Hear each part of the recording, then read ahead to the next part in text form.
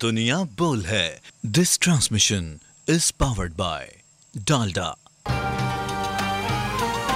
डालडा, ज्यादा बरकत, ज्यादा बचत। And Olivia. ओलिविया, शुक्रिया। एंड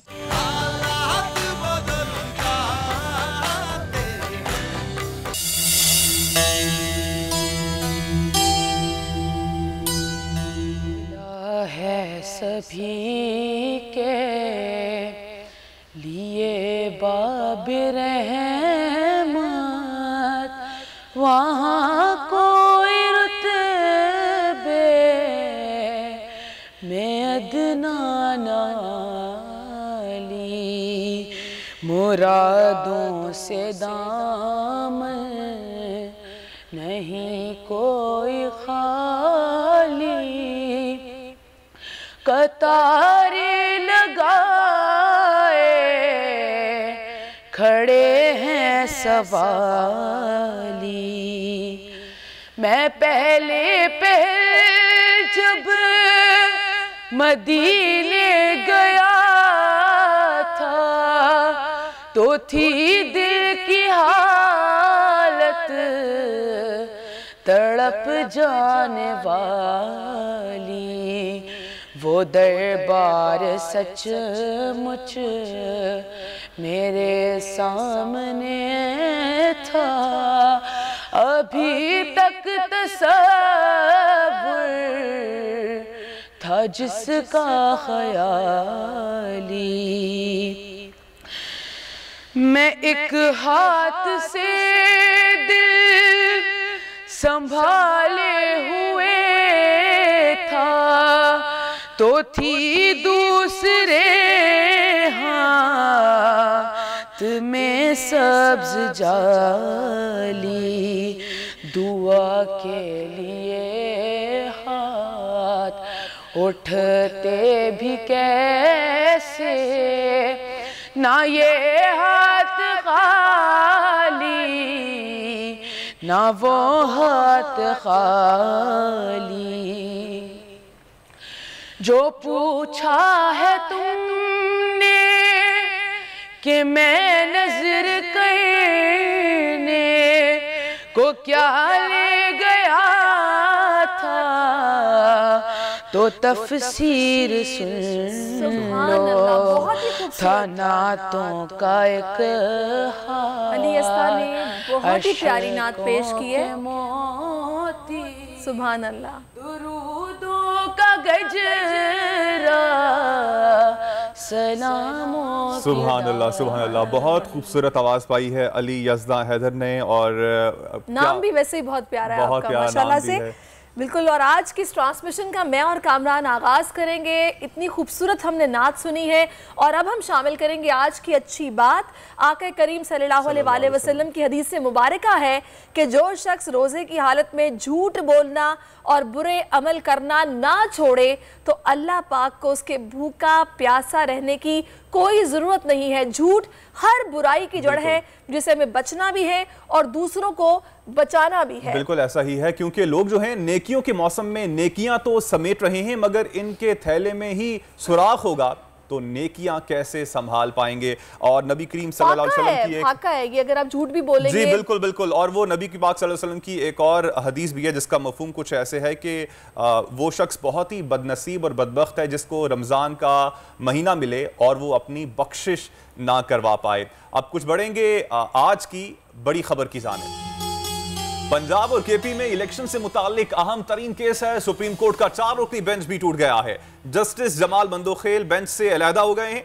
अटॉर्नी जनरल की फुल बेंच बनाने की इस्तदा मुस्तरद कर दी गई है। हुकूमती इकदामात मामले को मुतनाज़े बनाने की कोशिश में दिखाई दे रहे हैं। बेरोजगारी बढ़ गई है, महंगाई में रिकॉर्ड इजाफा हो गया है। पाकिस्तान में 3 माह में मजीद 11 लाख लोग गुर्बत की लकीर से नीचे चले गए हैं, जो कि तशवीशनाक है। अगले एक हफ्ते में 51 लाख से ज़ायद पाकिस्तानियों का शदीद भूख का सामना करने का इम्कान है। फलाही तंजीमों के वसाइल भी सूरत हाल कंट्रोल करने के लिए नाकाफ़ी हैं। बरतानवी अखबार गार्जियन ने अपनी रिपोर्ट में खबरदार कर दिया है। पाकिस्तान नाज़रीन वाकई नाजुक सूरत हाल से क्या गुजरने जा रहा है, इस पर भी हम आज की इस ट्रांसमिशन में बात करेंगे। तो रमजान आया है और अपने साथ साथ मजे मजे की सौगातें भी लाया है। कराची में खजला फैनी से लेकर मुख्तलिफ आइटम्स किस तरह तैयार किए जाते हैं, इस हवाले से रिपोर्ट भी प्रोग्राम का हिस्सा होगी। और अपनी इस ट्रांसमिशन में हम हीरो से भी आपकी मुलाकात करवाते हैं और आज की हमारी हीरोइन है, कहते हैं ना कि पूत के पांव पालने में ही नजर आ जाते हैं। जुनियोट की हिबा ने ये बात सच साबित कर दिखाई है। सिर्फ 10 साल की उम्र में नेजाबाजी के मुश्किल खेल पर कमान हासिल कर ली है और नन्ही घुड़सवार से आज की इस ट्रांसमिशन में आपकी मुलाकात होने जा रही। आज ये नन्ही मेहमान से हम आपकी मुलाकात भी करवाएंगे और सबसे पहले चूंकि हमारी ट्रांसमिशन का मामूल है कि हम पॉलिटिकल सिचुएशन पर बात करते हैं, तो पंजाब और खैबर पख्तूनख्वा में इलेक्शन वक्त पर होंगे या नहीं, इस फैसले के लिए सुप्रीम कोर्ट में अहम तरीन समाअत जारी है। फिलहाल ये समाअत पीर तक के लिए कामरान मुलतवी कर दी गई है। बिल्कुल, अलबत्ता ये केस सिर्फ इलेक्शन की तारीख का तयन ही नहीं करेगा, बल्कि निगरां हुकूमत की मुद्दत का तयन भी इसी केस के नतीजे में होगा। और आपको ये जानकर शायद हैरानी हो कि पाकिस्तान दुनिया के उन चंद ममालिक में शामिल है जहां निगरां हुकूमत का कॉन्सेप्ट हमें नजर आता है, लेकिन हमेशा से ऐसा नहीं था। पाकिस्तान में निगरां हुकूमत का कॉन्सेप्ट कब से और कितना अरसा पहले सामने आया और अब तक कितने अरसे के लिए कितने निगरां सेटअप आ चुके हैं। तो आप जानते हैं कि अदालती मामलात जो कि चल रहे हैं, सबकी नजरें इस वक्त सुप्रीम कोर्ट पर है। तो स्पेशल रिपोर्ट में आज क्या मुदस्सिर बताएंगे, उन्हीं के पास जाते हैं और इसी केस से मुतालिक वो बात करेंगे, उनसे पूछते हैं कि आज क्या है। जी मुदस्सिर। बहुत शुक्रिया सैरिश आपका। और यकीनी तौर पर इस वक्त सबकी नजरें हैं सुप्रीम कोर्ट पर। और अब क्योंकि बेंच एक बार बना फिर टूटा फिर बनाया गया है और अब केस की समाअत जो है वो पीर तक मुलतवी कर दी गई है। मामला वही है, पंजाब और खैबर पख्तूनख्वा में इलेक्शन के अल्तवा से मुताल्लिक केस जो सुस्त रवि का शिकार दिखाई देता है। जस्टिस जमाल खान मंदोखेल के बेंच से अलहदा होने के बाद आज फिर बेंच टूटा है और इस मामले को 3 रुकनी बेंच अब देखेगा। साथ ही चीफ जस्टिस ने अटॉर्नी जनरल की जानिब से फुल बेंच बनाने की इस्तदा भी मुस्तरद कर दी है। सारी सूरत हाल पर बात की जाएगी कि मामला अब किस जानिब जा रहा है। सादा सवाल जो सुप्रीम कोर्ट की जानिब से इलेक्शन कमीशन से पूछा गया वो ये था कि क्या इलेक्शन कमीशन किसी आइन, किसी कानून, किसी रूल्स के मुताबिक चीज़ें जो हैं वो आगे कर सकते हैं, नहीं। वज़ीर कानून बात कर रहे थे कि कंसेंसस होना चाहिए, कि इख्तलाफ राय को तस्लीम किया जाना चाहिए। हमारी ये राय थी कि फुल कोर्ट बनाया जाना चाहिए, लेकिन फुल कोर्ट की इस्तदा को बाकायदा तौर पर आज चीफ जस्टिस ऑफ पाकिस्तान ने रद्द भी कर दिया। अब 3 रुकनी बेंच जो है वो अब समाअत करेगा और ये भी कहा गया कि आप डायलॉग, आप बातचीत के लिए वक्त भी दिया जा सकता है। अब मामला ये है कि अब बातचीत और मामलात के हवाले से हुकूमत को फैसला करती है या नहीं, लेकिन सिर्फ और सिर्फ केस को इधर उधर उलझाने के बजाय एक नुक्ता रखा जाता कि इलेक्शन कमीशन ने जो अपने से डेट दी है, क्योंकि आइन और कानून का मामला ये था। राजा आमिर अब्बास साहब इस वक्त हमारे साथ मौजूद हैं। राजा आमिर अब्बास साहब, अलिफ भी है, बे भी है, ये भी है, लेकिन नुक्ता एक है कि इलेक्शन कमीशन ने कैसे डेट दे दी है, क्या उसके पास इख्तियार है, और 90 दिन जो आइन कहता है उसमें इलेक्शन नहीं हो रहे हैं, लेकिन ये इतनी ज़्यादा चीज़ें क्यों फैला ली गई हैं इस केस के अंदर हुकूमत की जानिब से? देखिए, जो हुकूमत की जानिब से बेसिक सवाल तो हुकूमत को एक था कि जी क्या आपके पास फंड्स नहीं है, क्या सिक्योरिटी नहीं है। जब फंड्स पे आज बात हुई तो हुकूमत ने कहा कि जी हमारा तो कितना 20 अरब इलेक्शन कमीशन मांग रहा है। 20 अरब को जब टोटल जो कंसोलिडेटेड फंड है उसमें निकाला गया तो ये 0.01% टोटल जो इनके पास पैसे पड़े हैं उसका है, जिसपे उनको बड़ी शर्मिंदगी उठानी पड़ी कि इस मुल्क में आइन के लिए और पार्लिमानी जमहूरियत के लिए इतने पैसे भी नहीं है जिसका उनके पास जवाब नहीं था। दूसरी बात हुकूमत से था कि सिक्योरिटी का, तो जिसपे बेंच ने बड़ा क्लियरली कहा कि जी अगर आप समझते हैं आप सिक्योरिटी नहीं दे सकते, जो कि एक अदारे की आईनी जिम्मेदारी है, तो हम डिफेंस सेक्रेटरी को बुला लेते हैं। इस पर भी कोई जवाब नहीं था। इलेक्शन कमीशन ऑफ पाकिस्तान ने कह दिया है सुप्रीम कोर्ट में कि जी ये दोनों चीजें हमें मिल जाएं तो हम इलेक्शन कराने के लिए तैयार हैं। और जो क्वेश्चन था कि क्या इलेक्शन कमीशन ऑफ पाकिस्तान सदर की दी हुई तारीख को खत्म कर सकता है, क्या आइन या कानून उसकी इजाजत देता है, तो उस पर ना अटॉर्नी जनरल के पास जवाब है ना इलेक्शन कमीशन के पास, क्योंकि वो सुप्रीम कोर्ट ऑलरेडी होल्ड कर चुकी है और आईने पाकिस्तान भी कहता है। तो मेरे नजदीक अब ये जितने भी सवालात हैं ये खत्म हो चुके हैं। बात यही है कि सुप्रीम कोर्ट ने आज भी कहा कि जी आप फोरम शॉपिंग मत करें, कि जी ये बेंच रिलीफ नहीं दे रहा तो हम दूसरा बना लें, दूसरा नहीं तो तीसरा, तीसरा नहीं तो फुल कोर्ट। यही अदालत सुनेगी।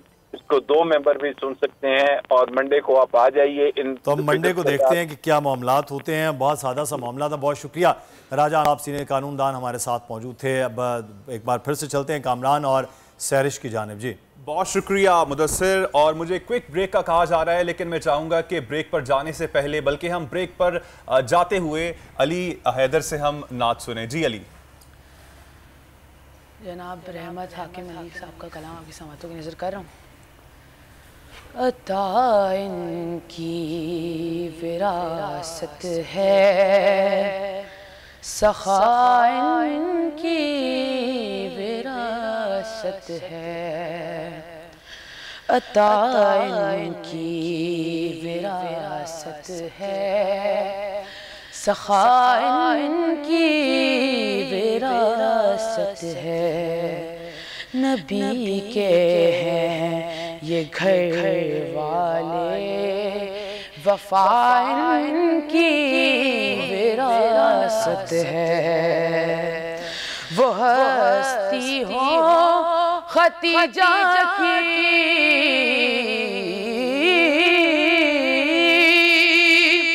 वो हस्ती हो खतीजा की,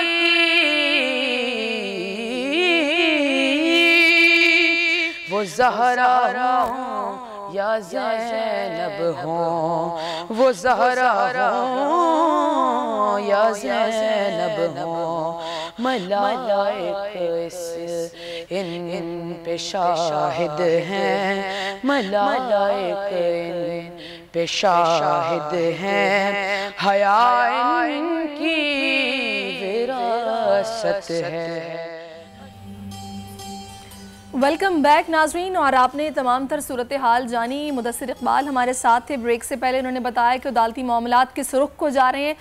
गो के पाकिस्तान में सूरत हाल इस वक्त काफ़ी नाजुक है और ये ऊँट जो कि इस वक्त नज़र आ रहा है, किसी न किसी करवट इसका बैठना बहुत ज़रूरी हो गया। महंगाई अपने उरूज पर है, लोग परेशान हैं। ना सिर्फ पाकिस्तान से आवाज़ें उठ रही हैं बल्कि पाकिस्तान से बाहर भी जो जानने वाले, ऑब्जर्वेशन रखने वाले हैं, वो जरीदे लिख रहे हैं, रिपोर्ट्स शाया कर रहे हैं और हकीकत से आशना करा रहे हैं यहाँ के हुक्मरानों को, आवाम को। बिल्कुल ऐसा ही है। और बरतानवी जरीदा है दी गार्जियन, उसने अपनी रिपोर्ट में पीडीएम हुकूमत की 1 साल कारकर्दगी का जो है वो पोल खोल दिया है और बताया है कि पाकिस्तान में महंगाई की जो शरह है इस वक्त 50% से भी ऊपर जा चुकी है, जो मुल्की तारीख की बुलंद तरीन सतह है। और पिछले 1 साल के दौरान सिर्फ टेक्सटाइल सेक्टर में 70 लाख अफराद बेरोजगार हुए हैं और इस सारी सूरत हाल के बायस 3 माह के दौरान मजीद 11 लाख अफराद गुर्बत की लकीर से नीचे जा चुके हैं।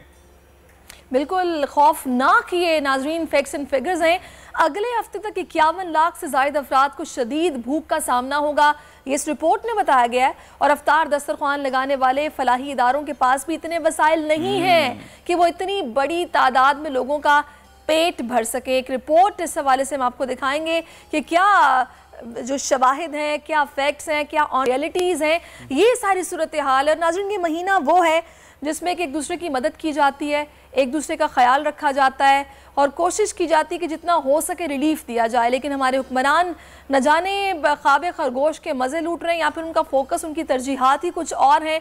ऐसा कुछ नहीं है कि अवाम के रिलीफ के लिए कुछ किया जाए, बल्कि हम ये देख रहे हैं कि बद इंतज़ामी मुफ्त आटे के थैले जहाँ पर तकसीम किए जाते हैं वहाँ पर उरूज पर पहुंची हुई है और मौत बांटी जा रही है। ना सिर्फ हम बात करते हैं कि मुफ्त आटा लेने एक बंदा जाता है, इमेजिन करें उस घराने की सूरत हाल कि जिनके पास खाने के लिए आटा नहीं है, वो लाइन में लगते हैं और मुफ्त आटे के लिए वो जाते हैं, लेने जाते हैं और वापसी में उनको पता चलता है कि उनका जो प्यारा है वो इस दुनिया में ही नहीं रहा है, वो आटा लेने गया था, मौत लेके वापस ही आ रहा है। बिल्कुल। और कामरान मुझे ज्यादा अफसोस इस बात का होता है कि मैं कल ही खबर पढ़ी थी कि आटे के उसूल के लिए लाइन लगी हुई है, एक शख्स गलती से बाहर आ गया, पुलिस ने लाठी चार्ज कर दिया।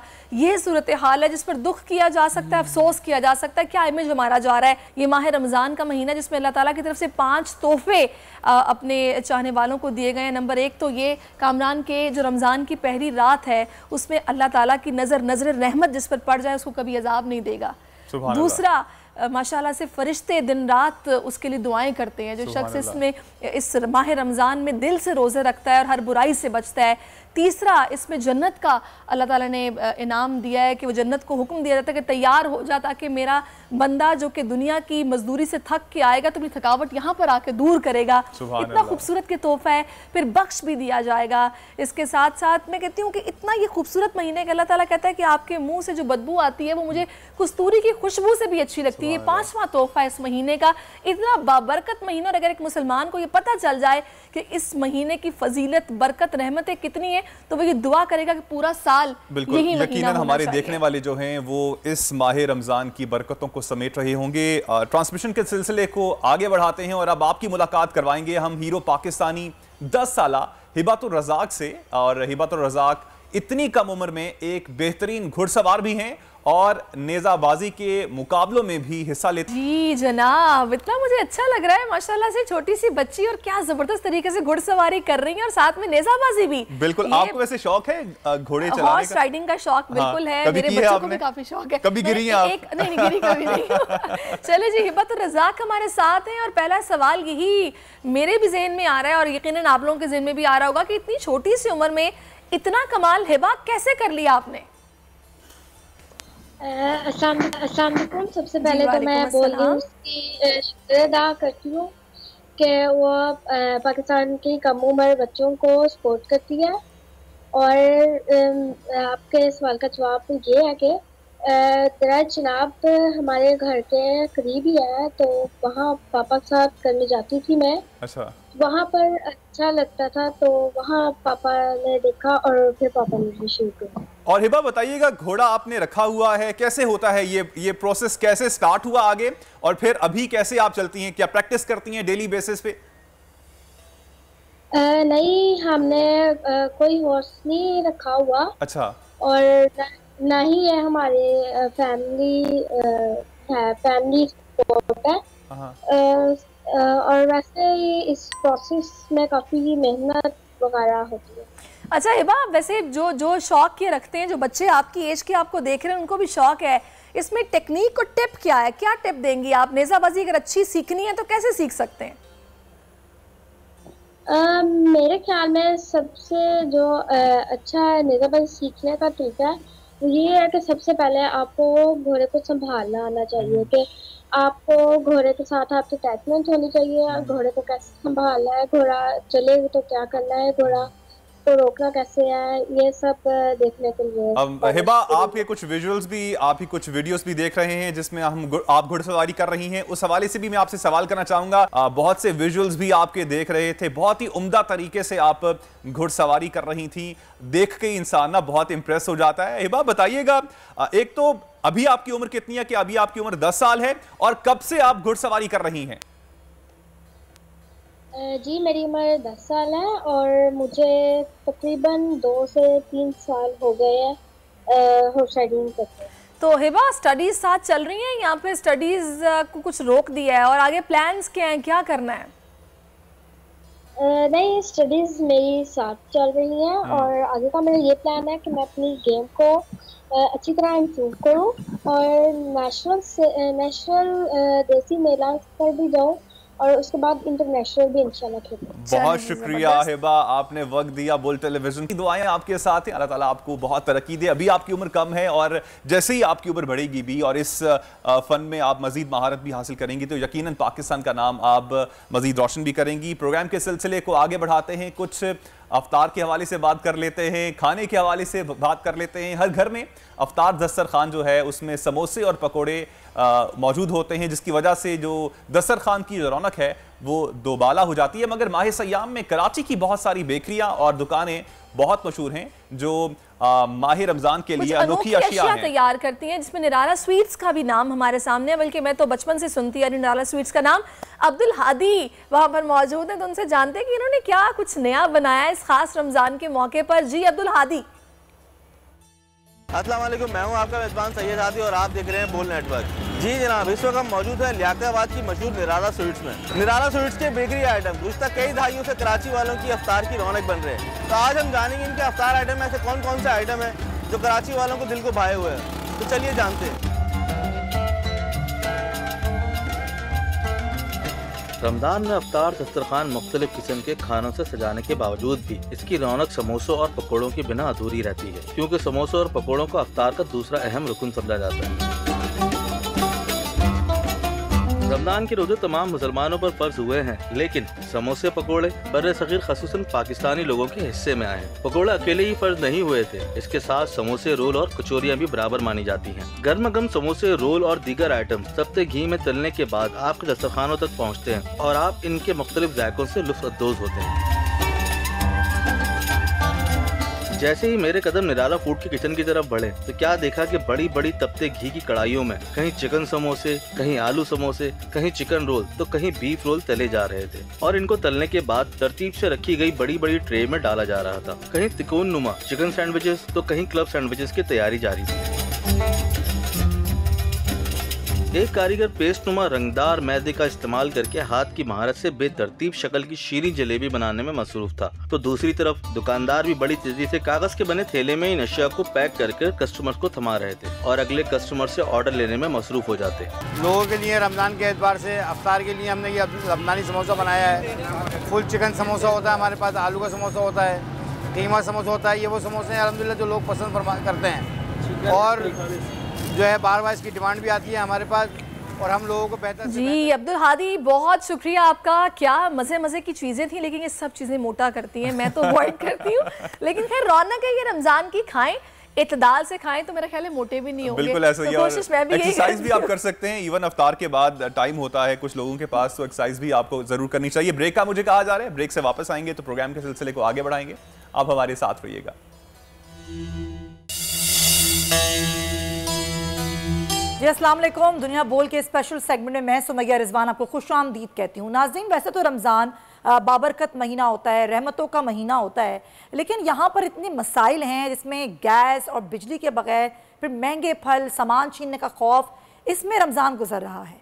और रमज़ान मुबारक जिसमें रहमतें और बरकतें नाजिल होती हैं, लेकिन इस साल का रमज़ान शहर कायद के बासियों के लिए गैस की अदम फरामी, बिजली की अदम फरामी और महंगे फल और कीमती सामान छीनने के खौफ के साए में गुजर रहा है।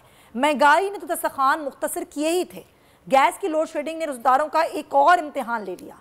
शहरियों के लिए सैर अफ्तार की तैयारी करना एक नामुमकिन सा काम हो गया है।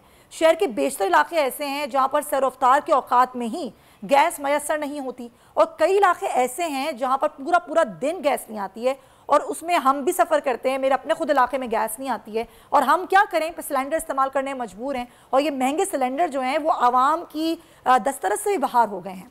पहले होशरुबा महंगाई थी और अब गैस लोड शेडिंग शहरियों की जेब पर खूब भारी पड़ रही है।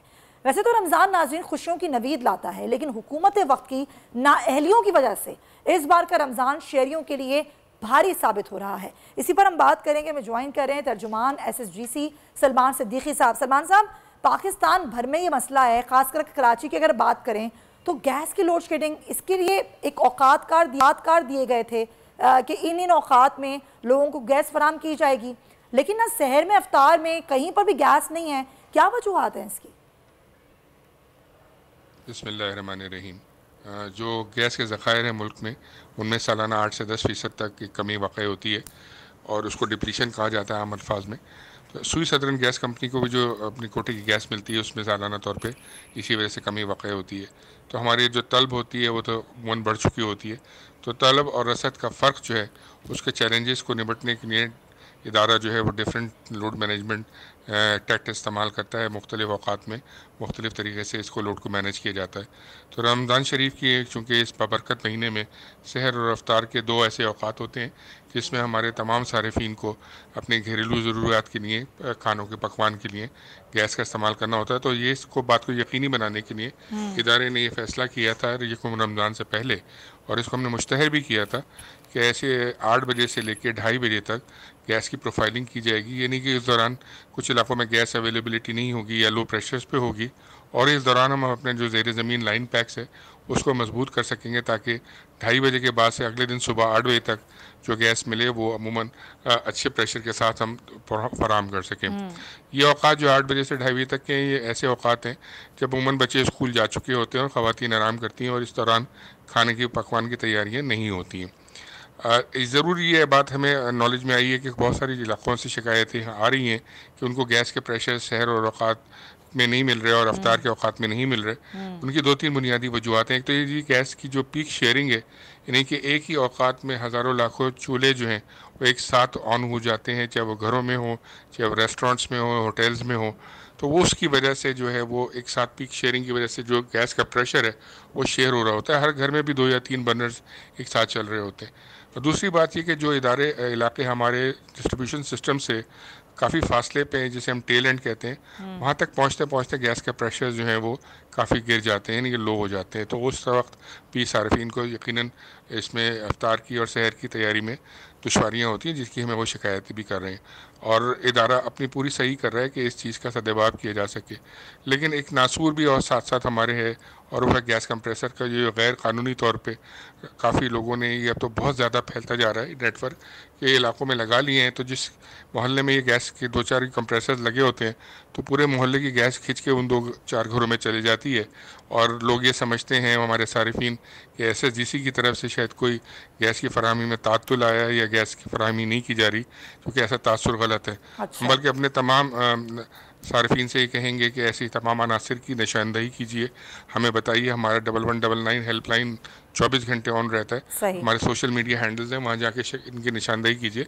इदारा भरपूर रेड्स करेगा, इनके खिलाफ कार्रवाई करेगा, इनके गैस कनेक्शंस को काटेगा। नहीं तो आप कह रहे हैं कि लोगों ने कंप्रेसर्स लगाए हुए हैं और आप उसके खिलाफ कार्रवाई भी कर रहे हैं, या फिर होगी भी कार्रवाई। लेकिन सवाल ये है ना सलमान साहब, कितनी कार्रवाई अब तक की है? क्योंकि बहुत से लोगों को तो हम भी जानते हैं जिनके घरों में कंप्रेसर्स लगे हुए हैं। अब एक ही औकात में अगर गैस का इस्तेमाल ज़्यादा हो भी रहा है, तो माजी में भी तो ऐसे होता था ना, रमज़ान आता था, इतना ही लोड होता था, इतनी ही गैस की लोड शेडिंग भी होती थी। लेकिन इस साल तो ये बहुत बड़ा मसला है कि गैस आ ही नहीं रही। एक लोड शेडिंग होती है, लेकिन एक होता है कि गैस ही नहीं आ रही, पूरा पूरा दिन नहीं आ रही। इसकी क्या वजह है? जी आपने सही कहा जी, हर साल ये रमज़ान में इशू आता है, लेकिन पिछले रमज़ान में भी आया था। लेकिन ये हर साल इसलिए बढ़ जाता है कि हर साल गैस की जो पैदावार है उसमें कमी हो जाती है। अच्छा। जब आपके पास सप्लाईज ही शॉर्ट होगी तो अपने कस्टमर्स को उस तरह से सर्व नहीं कर सकते जैसे आपने लास्ट सीजन में या लास्ट रमज़ान में सर्व किया होता है। तो वो जो शॉर्टेज 100 या 150 MMCFD की हमारे सिस्टम में आ जाती है, उसकी वजह से हम अपने कस्टमर्स तक पहुँचने में हमें चैलेंजेस का सामना होता है। जहाँ तक आपने बात की कि जो हमारे गैस डिस्ट्रीब्यूशन सिस्टम्स के करीब के इलाके हैं उनमें भी अगर शिकायत हैं, तो डेफिनेटली ये जो गैस कंप्रेसर्स का जो इस्तेमाल जिस तेज़ी के साथ बढ़ा है, तो उसकी वजह से ये अब हर इलाके में इशूज़ आना शुरू हो गए। लेकिन जो मैंने आपको बात बताई थी, जो डिस्ट्रीब्यूशन इलाकों से दूर, यानी कि टेल एंड्स पे हमारे मज़ाफ़ाती इलाके हैं या दूसरी कॉलोनीज़ हैं, वहाँ तक तो बेसिकली वो गैस प्रेशर चूँकि लो हो जाता है पहुँचते हुए, इस वजह से वो इशूज़ आते हैं।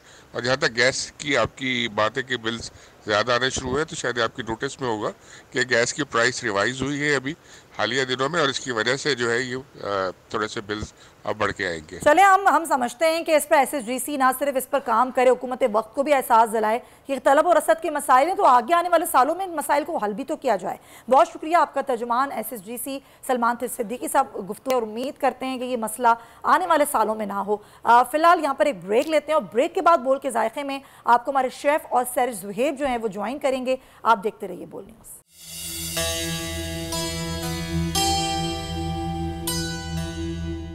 बोल के जायके इज प्रेजेंटेड बाय डालडा, ज्यादा बरकत ज्यादा बचत, and powered by Rooh Afza, जिंदगी मुबारक।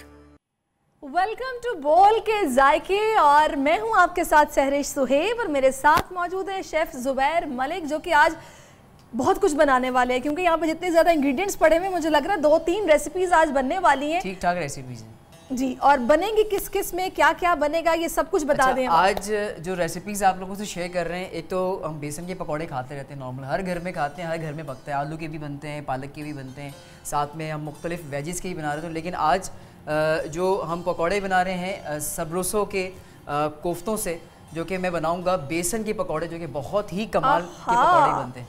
और उसी के साथ साथ डालडा की भी एक रेसिपी है जिसमें हम आलू की कटलेट शेयर कर रहे हैं, लेकिन इसमें तमाम वेजीज़ और तमाम हम स्टफिंग करेंगे और प्रॉपर करके, और फिर वो आपसे शेयर कर रहे हैं। साथ साथ रूह अफ़ज़ा से जो ड्रिंक आप लोगों से शेयर कर रहे हैं वो है फालूदा शरबत। फालूदा शरबत जो कि बहुत ही कमाल बनता है। जबरदस्त। और जनाब मेरा ख्याल है कि आप मिक्सिंग स्टार्ट करें और मैं साथ साथ चीजें बता देती हूं। रेसिपीज की जाने बढ़े, मैं पहले यहाँ पे हैंड वॉश कर लेता हूँ लाइफ बॉय से जो कि 99% 99.9% जर्म्स किल करता है, जर्म किलर है।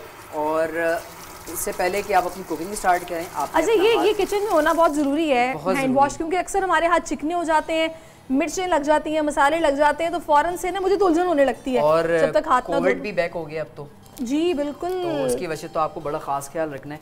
तो इसमें जो है अब यहाँ पे हम इंग्रेडिएंट्स मेंशन कर देते हैं आप लोगों को कि यहाँ पे सबरोसो का जो ये कोफ्ता है फ्रोज़न, जो कि बहुत आसान है और हर मतलब इनके बहुत सारे वेरिएंट्स हैं और उसके अंदर जो है आपने इन्वेंशन करना है। तो यहाँ पे हम कोफ्तों से पकौड़े बनाएंगे, इसके लिए मेरे पास इंग्रेडिएंट्स क्या क्या है। के हवाले से मैं ये भी बता दूं कि बिल्कुल इनका जो प्रोसेसिंग है वो ऑटोमेटेड है, ह्यूमन कांटेक्ट बहुत कम है, पर्सन टू पर्सन कांटेक्ट आजकल वैसे भी आपको पता ज़माना ऐसा आ गया है कोविड की वजह से कि कोशिश की जाती है कि इंटरेक्शन कम रखा जाए, तो बड़े ये हाइजीनिक है, सेफ्टी के साथ बनाए गए हैं। तो लिहाजा मैं रिकमेंड करूंगी, हाईली रिकमेंडेड है सबरोसो की चिकन या फिर जितने भी आइटम्स हैं आप तसल्ली के साथ इस्तेमाल कर सकते हैं। साथ साथ मैजेस्टिक के ये पॉट जो कि बहुत ही कमाल के हैं और साथ साथ हम रोजाना इस पर कुकिंग करते हैं, झटपट हम कुकिंग करके फारिग हो जाते हैं। जी बिल्कुल, chef majestic the secret behind fast cooking.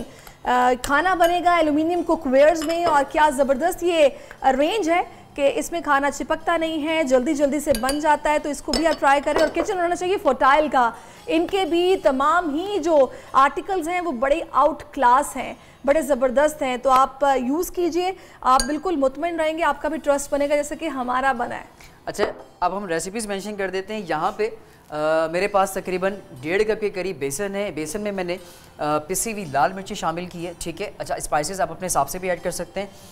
नमक का मैंने शामिल किया है। इसके साथ साथ ये मेरे पास है काली मिर्चों का पाउडर, ठीक है, हम ये शामिल करें। इसका हम बनाएंगे बैटर, ठीक है। और बैटर के बाद ये जो सबरोसो का कोफ्ता है इसको हमने इसमें डिप करना है, देन उठा के हमने इसको ऑयल पे फ्राई करना है। और ये जहां डालडा वहां ममता, 80 सालों से ममताओं का ये एतमाद है और ये इसी से कामयाब ब्रांड बनता है। और हमारे शेफ जुबैर ने आज पहले से cooking oil Dalda cooking oil में शामिल कर रहा हूँ, बिल्कुल इसमें डाला भी हुआ था और डाल रहे हैं ताकि डीप फ्राई हो सके। दोनों पॉट पे दोनों पैन में जो है हमने डालडा कुकिंग ऑयल जो शामिल कर दिया है। थोड़ा सा हम फ्लेम जो है इसका बढ़ा लेंगे और मैं आपके पैन से दूर रहूंगी वरना मेरे कपड़े खराब हो जाएंगे, ताकि तेल की छींटे ना आ जाए। अच्छा ये ज़ीरा पाउडर, धनिया पाउडर, लाल मिर्चों का पाउडर, ठीक है। बेसन के अंदर आपने ये तमाम चीज़ें शामिल करनी है। इसी के साथ साथ ये है मेरे पास गरम मसाला पाउडर। पकौड़े बने और हमारे देसी मसाले ना हो तो ऐसा हो ही नहीं सकता, बिल्कुल मज़ा ही तब आता है। कुछ धनिया तो पकौड़ों की जान है। हाँ मैं वैसे पिसा हुआ डाल रहा हूँ, आप चाहें वैसे साबुत भी शामिल कर सकते हैं। अच्छा इसी के साथ साथ ये इसमें आ गया हरा धनिया, ठीक है, और ये तकरीबन 2 खाने का चमचा मैंने शामिल कर दिया। और इस स्टेज पर हमने क्या करना है कि यहाँ पे हम पानी शामिल करेंगे। ये मैं हरी मिर्चें भी शामिल कर रहा हूँ इसमें। अब इस स्टेज पे आपने क्या करना है, इस बैटर की जो आप कंसिस्टेंसी रखेंगे बहुत ज़्यादा गाढ़ा ना हो और बहुत ज़्यादा पतला भी ना हो, ठीक है, ये हम शामिल कर रहे हैं। और इसको हम करेंगे इस तरह से मिक्स। और इसी के साथ साथ जो डालडा की रेसिपी है आज आप लोगों से जो शेयर कर रहे हैं वो है आलू की कटलेस, जो कि हर घर के अंदर बन रहा होता है और बहुत आसान सी रेसिपी है, तो वो भी आज आप लोगों से शेयर कर रहे हैं। साथ साथ रूह अफ़ज़ा का फालूदा शरबत जो कि बिल्कुल हम लोग को रिफ्रेशिंग और ठंडक का एहसास, जब तक रूह अफ़ज़ा का फालूदा शरबत या खाली शरबत भी ना हो तो मज़ा नहीं आता अफ्तार में। दिल चाहता है कि अफ्तार इसी से किया जाए, ठंडा सा हो तो जो एक पूरे दिन की प्यास होती है ना वो एकदम से बुझ जाती है। बिल्कुल मेक श्योर ठंडा चिल्ड हो तो उसकी फिर बात ही कुछ और होती है। और साथ में अगर उसमें ऐड हो तुख्मे बालंगा, जिससे तासीर आपकी और भी अच्छी जाती है रोज़ों में। अच्छा वैसे मैं डेली ये यूज़ करती हूँ, मैंने फ्रिज में ऑलरेडी पानी डाल के तुख्मे बालंगा को रखा हुआ है। अच्छा। और मैं 2 चम्मच रूह अफ़ज़ा में डालती हूँ तुख्मे बालंगा के, और अगर मेरा दिल चाहे तो दूध भी डाल लेती हूँ। वैसे मैं सच्ची बताऊँ रोज़ा खोलते हुए इसकी हमें खास नीड होती है, इसके बगैर तो रोज़ा हमारा अफ्तार होता ही नहीं है। सही बात है। तो ये मैंने पानी इसमें थोड़ा सा और शामिल कर दिया, ठीक है। अच्छा इसी बैटर से हमने आलू की कटलेट्स भी बनाने, ठीक है, और इसी बैटर से हम कोफ्तों के पकौड़े बना रहे हैं। तो अब ये आप बैटर देख सकते हैं कि इसकी कंसिस्टेंसी किस तरह से अब ज़्यादा गाढ़ी भी नहीं है, बहुत पतली भी नहीं, बहुत ज़्यादा पतली भी नहीं, ठीक है। तो इस स्टेज पे आप क्या करेंगे कि जो सबरोसो के कोफ्ते हैं फ्रोज़न, अच्छा इसमें आप काफ्ता कबाब भी आता है इनका, शामी कबाब भी है और रेशमी कबाब भी है और बहुत सारी रेंज है इसमें, तो इट्स अप टू यू, इसमें आप ऑप्शनल है, आप कुछ भी यूज़ कर सकते हैं। तो ये बैटर हो गया तैयार और बल्कि इस कोफ्तों को हम करेंगे सही है। और अभी जनाब रेसिपी कार्ड भी हमारी स्क्रीन पर नजर आएगा। शेफ जुबैर बता दीजिए बिल्कुल इसमें बिल्कुल। क्या-क्या अच्छा पहले शामिल बेसन आपको कोफ्ते या पकौड़ों के लिए जो है ना यहाँ पे 1.5 कप बेसन की ज़रूरत होगी। साथ साथ इसमें आपने नमक शामिल करना है, रेड चिली पाउडर का शामिल करना है, धनिया पाउडर है, ज़ीरा पाउडर है, गरम मसाले का पाउडर है, हरा धनिया मैंने इसमें शामिल किया और थोड़ा सा जो है इसके अंदर मैंने कलौंजी का भी शामिल किया, कुटी हुई मिर्चें। ये तमाम चीज़ें शामिल करने के बाद आपने इसका बैटर बनाना है और बैटर बनाने के बाद ये जो सबरोसों का कोफ्ता है इसमें यूँ इस तरह से डिप करके और ऑयल में पहले चेक कर लूँगा कि ऑयल हमारा गर्म है या नहीं है। उसके बाद फिर हम इसको ड्रॉप करते हैं, थोड़ा सा और, बल्कि हो गया हमारा गर्म। ठीक है, अब इसको हम ऑयल पे ड्रॉप कर देते हैं। ठीक है, डालडा कुकिंग ऑयल पहले से हमने इसमें शामिल किया हुआ है। ठीक है, 1 बाय 1 करके आप इसको शामिल कर लें। और दूसरी जानिब हम तैयारी कर लेते हैं आलू की कटलेट्स की, जो कि बहुत ही आसान सी रेसिपी है। 4 आलू जो है मैंने अच्छी तरह से बॉयल करके मैश करके रखा हुआ है और इसमें जो है चीज़ें जो जाएंगी वही मैं आप लोगों से मेंशन करते हूँ। साथ साथ कनौर का केचप भी हम सर्व करेंगे इसमें। सही, ठीक है, और ये मैं थोड़ा सा 2-3 और डाल दूँ इसमें। बिल्कुल बिल्कुल, यहाँ खाने वाले बहुत सारे हैं, मेरा ख्याल है सारे ही डालने हैं। और पहले से इंतज़ार कर रहे हैं कि अफ्तारी का टाइम करीब आ गया है और जल्द से जल्द सर्व हो जाए। तो जनाब ये कोफ्ते आ गए एक तरफ। ठीक है, दूसरी तरफ मैंने एक पैन और रखा हुआ है। अब हम तैयारी कर लेते हैं आलू की कटलेट्स की, जब तक ये फ्राई हो रहे हैं। सारे डाल दूँ, आप क्या कहती हैं, या बाकी हम बाद में? चलिए बाकी बाद में कर लेंगे, अभी हमें हमारे पास टाइम कम होगा, फिर हम जल्दी से आलू की कटलेट्स भी रेडी कर लेते हैं। तो ये बैटर सेम यहीं पे रहेगा और इसी के साथ साथ अब हम तैयारी कर लेते हैं आलू की कटलेट्स की। इसमें जाएगा ये कुटी हुई लाल मिर्चें। ठीक है, ये हम तकरीबन थोड़ा सा स्पाइसी होगा और इसी के साथ साथ मैं इसमें शामिल कर रहा हूँ, ये है ज़ीरा पाउडर और ये आ गया गरम मसाला पाउडर। ठीक है, तकरीबन 1 से 1.5 खाने का चमचा। अच्छा, कुछ लोग इसमें वेजीज की स्टफिंग भी करते हैं अलग से। बिल्कुल करते हैं, शिमला मिर्च भर लेते हैं, चीज़ भर लेते हैं, मायोनीज भर लेते हैं, कैरेट भर लेते हैं, कैरेट्स भी हैं बिल्कुल, बच्चे बहुत पसंद करते हैं। हाँ, अच्छा ये आप इसमें ये सबरोसों का जो चिकन हमने जो अभी इस्तेमाल किया है तो हम इसमें ये भी स्टफ़ करके जो है कटलेट्स के अंदर हम वो भी खा सकते हैं। ठीक है, ये मैंने इसमें शामिल कर दिया। अच्छा, इसमें प्याज डालेंगे? प्याज बिल्कुल डालेंगे, क्यों नहीं डलेगा, कटलेट्स में तो प्याज होगा ना। तो ये फाइन चॉप करके प्याज मैंने इसमें शामिल कर दिया और थोड़ा सा ये मेरे पास है मेयोनीज। आंच बढ़ा दूँ?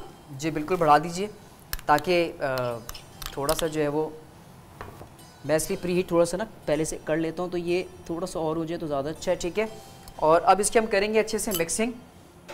और मिक्सिंग के लिए मेक श्योर आपने ग्लव्स लाजमी वेयर करना है, ताकि अगर आपको स्टोर करना है फ्रिज में कोफ्ता या कुछ और भी आप बना रहे हो घर के अंदर, तो आपने ग्लव्स को प्रॉपर जो है वो वेयर करके उसके बाद आप सारी चीज़ें कीजिएगा। थोड़ा सा इसको स्लीव्स को ऊपर कर लेता हूँ। ठीक है, अच्छा ये मेरे ख्याल से पैन गर्म है या ठंडा है?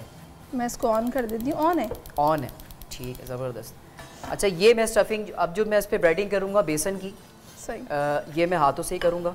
ये देखें, और हमारा ये जो स्टोव है ये भी फर्टाइल का है, ये हाई क्वालिटी अप्लायंसेस है पाकिस्तान में, तो इसको बिल्कुल आप ट्राई कीजिएगा। बहुत अच्छे अप्लायंसेस हैं और बड़े मुझे मजबूत भी लगते हैं इनके अप्लायंसेस। अब मुझे चमचे की ज़रूरत नहीं होगी, तो अब मैं हाथ से ही कर लूँगा। ठीक है, इस तरह से। और ये आपने इस तरह से आलू की जो टिक्की बनती है कटलेट्स की, इस तरह से यूँ हाथों से प्रेस मसाले वाली भरपूर, और यूँ बना के ये चेक कर लेते। गरम है, आप कर लें, आप डाल दें। गरम है, श्योर देख जी, वरना फिर टाइम भी कम है, हो जाएगा। ये देखिए इस तरह से, और मैं अपने कपड़े बेसन में डिप करके, और उसके बाद इसमें आपको हाथ थोड़ा सा लगाना पड़ेगा और इसके बाद इसको आप ऑयल में ड्रॉप कर दें। वेरी नाइस, सही जज किया आपने, वाकई तो बिल्कुल गरम था, बिल्कुल गरम है। 2 दाने हम और बना लेते हैं। 30 सेकंड्स हैं हमारे पास, फिर हमें ब्रेक पर जाना है, और तो हम जल्दी से ये सारे जो ये कबाब आलू के कटलेट्स हैं वो इसमें रख देंगे। बिल्कुल बिल्कुल, फिर हम ब्रेक पे चले जाएंगे। सही, ये एक और आ गया। ठीक है, अच्छा उनको कोफ्तों को पलटना तो नहीं है? बिल्कुल, आप चेक कर लीजिए तो ज़्यादा अच्छा हो जाएगा एक दफ़ा। मैं ज़रा बचते बचाते इसको ट्राई करती हूँ। नहीं आज नहीं, वैसे ड्रेस ख़राब होगा, वरना रोज़ाना ऐसा होता है कि आपके ड्रेस जो है वो सम टाइम, बल्कि एक और एंकर है मुझसे बड़े परेशान है वो भी, कि तुम मेरी कमीज़ ख़राब कर देते हो। हमारे पास एप्रन होने चाहिए। हाँ बिल्कुल होना चाहिए, किचन में होता है, लेकिन अब क्या है कि हम शेफ्स को आदत हो गई कैजुअल कुकिंग करने की ना। सही बात, घर के नॉर्मल ड्रेस में।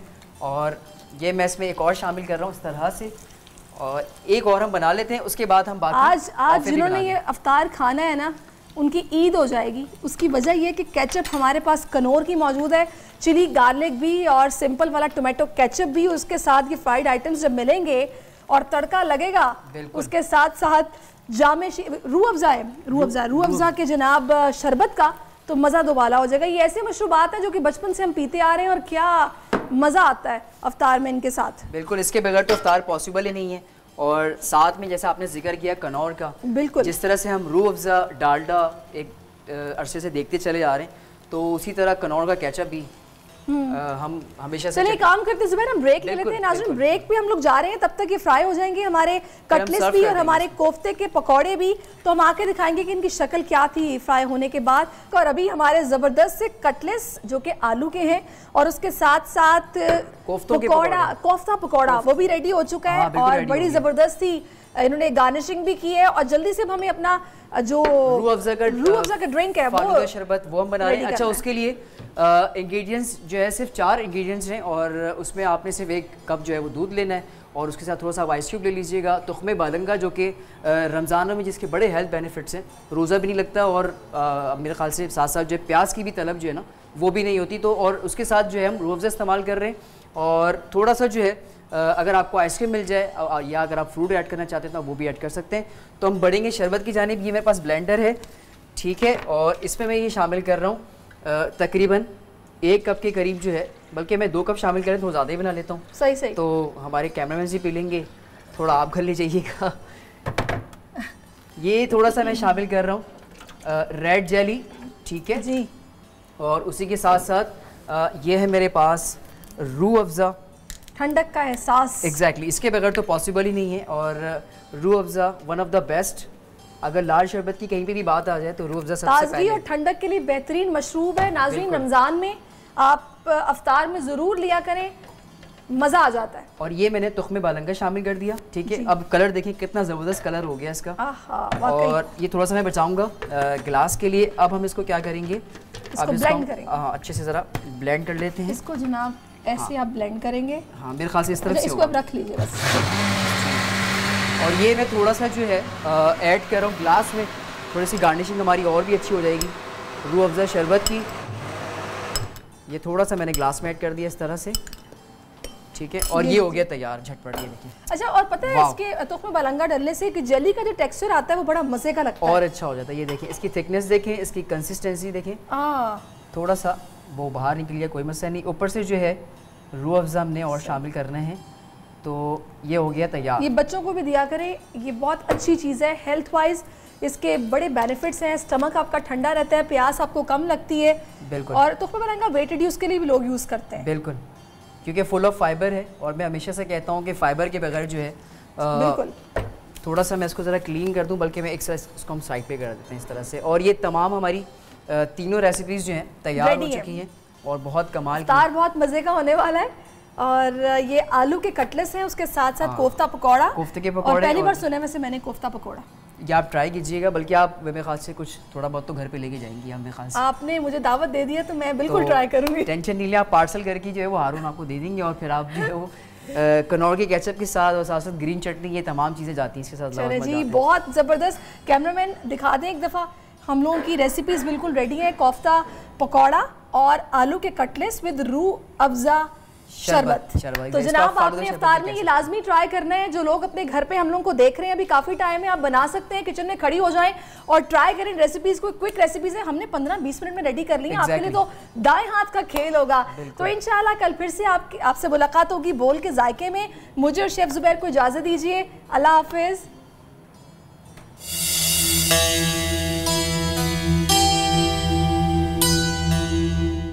बोल के जायके is presented by डालडा, ज्यादा बरकत, ज्यादा बचत, and powered by Rooh Afza, जिंदगी मुबारक। वेलकम बैक नाजरीन। और नाजरीन, रमज़ान का जो महीना है उसको दीगर महीनों में फजीलत हासिल है, क्योंकि जो भी हम काम करते हैं, जो भी आमाल करते हैं इस महीने के अंदर, उसका जो सवाब है, उसका अजर जो है वो कई गुना बढ़ा दिया जाता है। रमज़ान में तरावी के साथ साथ तहज्जुद की जो नमाज है उसको भी अपने आमाल का ज़रूर आप हिस्सा बनाएं, क्योंकि कहा जाता है कि फ़र्ज़ नमाज के बाद अगर किसी नमाज की फजीलत है तो वो तहज्जुद की नमाज है। और रात का वक्त भी होता है, अल्लाह ताला बंदे के बहुत करीबी होता है। और नमाज और रमज़ान के जो आमाल हैं, इस हवाले से बात करने के लिए इस वक्त हमारे साथ मौजूद हैं, मजहबी स्कॉलर हैं, अल्लामा सैयद मोहम्मद अली शाह साहब, प्रिंसिपल हैं जामिया नूरुल कुरान के। बहुत शुक्रिया शाह साहब आपके वक्त का। शाह साहब अभी रमज़ान के अमाल के हवाले से ही बात कर रहे थे, तो मैं सबसे पहला सवाल करना चाहूँगा, नबी करीम सल्लल्लाहु अलैहि वसल्लम का रमज़ान कैसा होता था और रमज़ान में उनके अमाल क्या होते थे? बिस्मिल्लाहिर्रहमानिर्रहीम। अल्लाहु रब्बु मुहम्मदिन सल्लल्लाहु अलैहि वसल्लम नहनु इबादु मुहम्मदिन सल्लल्लाहु अलैहि वसल्लम। सैयदा ज़हरा पाक के बाबा जान, हसनैन करीमैन के नाना जान, हुजूर ताजदार ख़त्म नबूवत सल्लल्लाहु अलैहि वसल्लम हज़रत अनस बिन मालिक फरमाते हैं कि जैसे ही रजब का चांद नजर आता, आप देखें माह रमज़ान का अहतमाम कैसे हो रहा है, और कौन करे? रसूल खुदा जो कतई जन्नती हैं, बल्कि आपकी शफात पर करोड़ों अरबों लोग जन्नत में दाखिल किए जाएंगे। तो हज़रत अनस बिन मालिक फरमाते हैं जैसे ही रजब का चांद नजर आता तो अल्लाह के रसूल सल्लल्लाहु अलैहि वसल्लम ये दुआ कसरत के साथ फरमाते थे, अल्लाहुम्मा बारिक लना फ़ी रजबी व शाबान व बल्लिगना रमज़ान। ऐ अल्लाह हमें रजब और शाबान में बरकत अता फरमा और हमें रमज़ान नसीब फरमा। हज़रत अनस बिन मालिक ये हुजूर के ख़ास खुदान में से फरमाते, हुजूर चांद नज़र आता रजब का, कसरत के साथ दुआ फरमाती, रमज़ान का एहतमाम शुरू हो गया। और कुर्बान जाइए, देखिए शौहर सही गुर्बत जो है ना, वो जोजा अपने शौहर की तबीयत को समझती है, मिजाज को समझती है कि रात को क्या मिजाज है, दिन को क्या मिजाज है, क्या पसंद करते हैं। तो महबूबा महबूब खुदा हमारी माँ उम्मुल मुमिनीन हज़रत आयशा सिद्दीक़ा रज़ियल्लाहु ताला आप इरशाद फरमाती है कि जब माह रमज़ान का चांद नजर आता तो मैंने ये बागौर देखा कि अल्लाह के रसूल सल्लल्लाहु अलैहि वसल्लम का चेहरा मुबारक मुतगय्यर हो जाता, यानी चेहरा मुबारक का जर्द रहता था। अल्लाह अच्छा। और फरमाती है कि आप नमाज की कसरत फरमाते और गिड़गिड़ा कर अल्लाह के हुजूर दुआएं मांगते रहते। और चौथी बात आप फरमाती हैं कि माह रमज़ान पे आप पर जो है खौफ खुदा तारी रहता था, यानी जो खुद मालिक जन्नत है, साकी कौसर है। मैं समझता हूँ ये उम्मत की तालीम के लिए, या हम जैसे गुनाहगार उम्मतियों की शफात के लिए हुजूर तमाम करते होंगे, वरना हुजूर अलैहिस्सलाम तो बख्शा हैं। तो कुर्बान जाइए, हुजूर अलैहिस्सलाम का रमज़ान क्या है कि नमाज की भी कसरत है और फिर दुआओं की भी गिड़गिड़ा कर दुआएं मांगना है, और खौफ खुदा आप पर तारी रहता। और अल्लाह अकबर, आप फरमाती हैं कि हज़रत सल्लल्लाहु अलैहि वसल्लम माह रमज़ान में अपना बिस्तर अलग कर लेते और खूब इबादत का एहतमाम करते। जो सारी ज़िंदगी इबादत में रहे हों, उनका माह रमज़ान के लिए एहतमाम करना, उम्मत को ये पैगाम देना है कि रमज़ान को आम दिनों की तरह ना गुजारो, बिल्कुल आम महीनों की तरह ना गुजारो। रमज़ान एक कीमती सरमाया, रमज़ान एक ख़जाना है, अल्लाह का मेहमान है, तो इसको राज़ी करके भेजे। तो मैं समझता हूँ ये हमारे जितने भी इस वक्त पाकिस्तान के हुक्मरान हैं, सियासतदान हैं, इनको भी चाहिए अल्लाह के रसूल की ज़ात को आइडियल बनाएं, बीइंग अ मुस्लिम, क्योंकि पाकिस्तान इस्लाम का किला है। तो मैं इनसे हाथ जोड़ के कहूँगा अपने हुक्मरानों को कम से कम माह रमज़ान को इबादत में गुजारें, पाकिस्तान की सलामती के लिए दुआ करें और मुत्तहिद हो जाए कम से कम, ये क्योंकि ये भी आइडियल है कौम के। बिल्कुल ऐसा ही है। थोड़ा जलसे जुलूस छोड़ दें, इन दिनों में मस्जिदों में नजर आएं, तिलावत कुरान करें, रोजे रखें, अल्लाह के हुजूर दुआएं मांगे और मुत्तहिद हो जाएं इस्लाम के नाम पर। रमज़ान का तो ज़रा एहतराम किया जाए। मौलाना साहब, मैं बल्कि हुक्मरानों का तर्ज अमल के साथ साथ जो आम आदमी है उसका तर्ज अमल कैसा होना चाहिए, इससे भी आपसे से सवाल करूंगा। हम ये भी देख रहे हैं कि रमज़ान के अंदर जो एहसास है गो के वो बढ़ जाना चाहिए, एक दूसरे के लिए एहसास, एक दूसरे के लिए मोहब्बत बढ़ जानी चाहिए, लेकिन इस तरह के हम वाक़यात भी देखते हैं। हम देखते हैं कि मुफ्त आटा तकसीम हो रहा है, वहाँ पर लोग मर रहे हैं, एक दूसरे की भगदड़ मचती है और एक दूसरे के नीचे आ जाते हैं और मर जाते हैं। एक आम मुसलमान का रवैया, तौर तरीका वैसे भी आम जिंदगी में ही और ख़ास तौर पर रमज़ान में कैसा होना चाहिए? देखें, अगर हम देखें, इस्लाम सर इतना प्यारा मज़हब है। अगर मेरा, जैसे अभी आपकी खबर भी चली, मैं वेलफेयर वालों को, तंजीमों को कहता हूँ, बल्कि जो NGOs हैं उनसे मैं अपील करता हूँ कि अगर हम 20 करोड़ ख़ानदानों को हम राशन दे रहे हैं तो इससे बेहतर नहीं है हम 10 लाख ख़ानदानों को रोज़गार दे दें। हम लोगों को भिखारी क्यों बनाएं? अगर ज़कात और खैरात, अगर ज़कात सर पाकिस्तान में सही तरीके से उसके हकदार को पहुंच जाए ना, आप यकीन करें गुर्बत, बेरोजगारी, तंगदस्ती खत्म हो जाए। आपके सामने बैतुल माल में जो ज़कात बैंकों में जमा होती है वो कहाँ जाती है, आप देख लें, न्यूज़ प्रोग्राम उतार लें, आप उसकी रिपोर्ट निकालें, ऑडिट रिपोर्ट, कि वो माज़अल्लाह हमारे हुक्मरानों के इलेक्शन मुहिम में इस्तेमाल होती है। ऐसी रिपोर्ट भी है, अलबान वाला फीद। इससे बाद और क़यामत क्या आएगी? दूसरा फिर यह है कि अगर ज़कात और खैरात, अब बाद लोग सदका भी करते हैं तो ऐसी वेलफेयर में भेज देते हैं, वहाँ बेचारे गोश्त बिक रहा होता है, गोश्त सड़ रहा होता है, भाई खुद ज़बा करें और गरीबों के घर को पहुंचा दें। इसी तरह राशन है सर, ज़रूरी है कि हम ज़रूरी सबको जमा करें, वीडियोस बनाएं, इसलिए फरमाया गया वो सदका जो सबके ज़ाहिर में दिया जाए और एक वो सदका जो छुपा के दिया जाए। तो उन 70 जो दिखा के दिया गया उनसे छुपा कर देने वाला 70 गुना ज़्यादा अफजल है। तो वाकई अल्लाह रसूल के लिए अगर करना है तो सर हम सफ़ेद पोश लोगों के, अपने ख़ानदान के गरीब, अल्लाह से कारोबार करें, लोगों से ना करें कि आप लोगों को दिखाने के लिए कर रहे हैं। अल्लाह को सिर्फ दिखाएं कि आपके दरमियान और अल्लाह के दरमियान जो है कोई पर्दा नहीं। और जिनकी आप वीडियो तस्वीर बना रहे हैं सर, उनकी इज्जत नवजरू नहीं हो रही। बिल्कुल ऐसा मैं कहता हूँ बाइज्जत तरीके से आप घरों में पहुँचाएं। ज़रूरी हमने बड़े बड़े तवील दस्तरखान लगा के लोगों को दिखाना है। आप भिखारी बनाने से अच्छा कौम को सर खुद को फील करें, बिल्कुल उनको रोजगार दे। और एक और चीज़ भी शाह साहब मैं आपकी इजाज़त से शेयर करना चाहूँगा, बल्कि आपसे कमेंट भी चाहूँगा इस पे कि अगर हम लोगों को छोड़ें, अपने इर्द गिर्द अपने पड़ोसों को देख लें, पड़ोसी में कौन कौन लोग हैं, अगर उनके हालात अच्छे नहीं हैं उनकी किसी तरह से मदद कर दें। अपने रिश्तेदारों की, हर कोई जो भी साहिब इस्तिताअत है अपने रिश्तेदारों की मदद करना शुरू कर दे तो कोई भूखा रहेगा ही नहीं। आपने बहुत बड़ी तवज्जो, बहुत खास तवज्जो दिलाई। यकीन जानिए कि अगर हम ज़कात, सबसे पहला हक किसका है?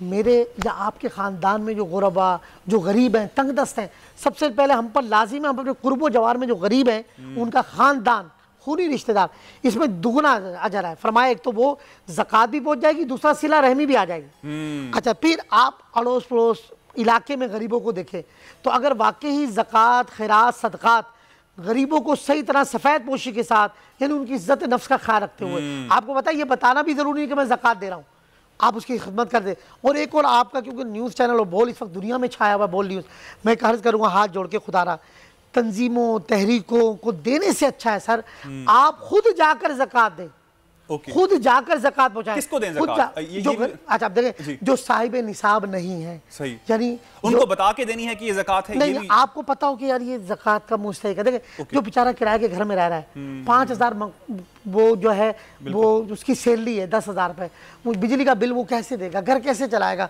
स्कूल के बच्चों को कैसे पढ़ाएगा। हमें नजर आ रहा होता है कि यार 5000 के फ्लैट में किराए में रह रहा है, 5-10 हज़ार रुपये की सैलरी है, या बेरोजगार है, या जो बेचारे फालिज के मरीज, कैंसर के मरीज, गुर्दों के पेशेंट हॉस्पिटलों में, घरों में, जिना में लोग दवाइयों के लिए चले जाए, उनको मेडिसिन दिला दें। सर लोगों को बगैर इज्जत नफ्स को मजरू किए बिना उनकी मदद करें। आप बहुत शुक्रिया अल्लामा मोहम्मद अली शाह साहब, आपने वक्त दिया। नाज़रीन उम्मीद करते हैं कि हमारा आज का प्रोग्राम आपको पसंद आया होगा। इस दुआ, उम्मीद और ख्वाहिश के साथ कि अल्लाह ताला हमारे जो रमज़ान के रोज़े हैं, हमारी नेक के इबादत हैं, उनको कबूल करें। मुझे मोहम्मद कामरान को दीजिएगा इजाज़त। अल्लाह ने के बाद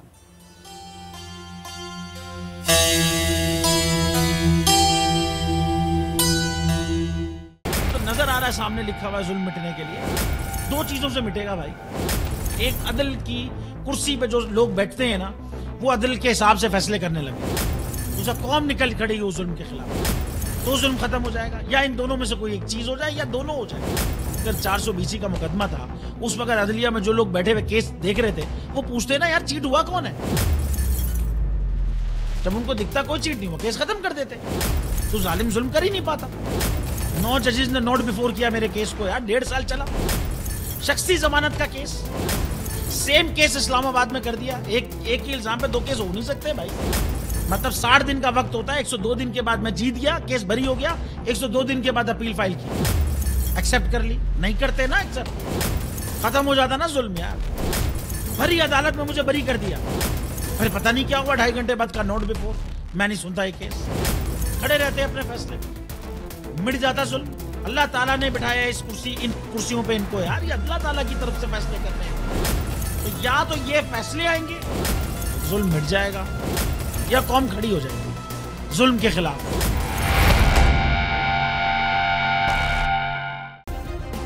सब्सक्राइब करें और बेल दबाएं ताकि कोई खबर रह न जाए।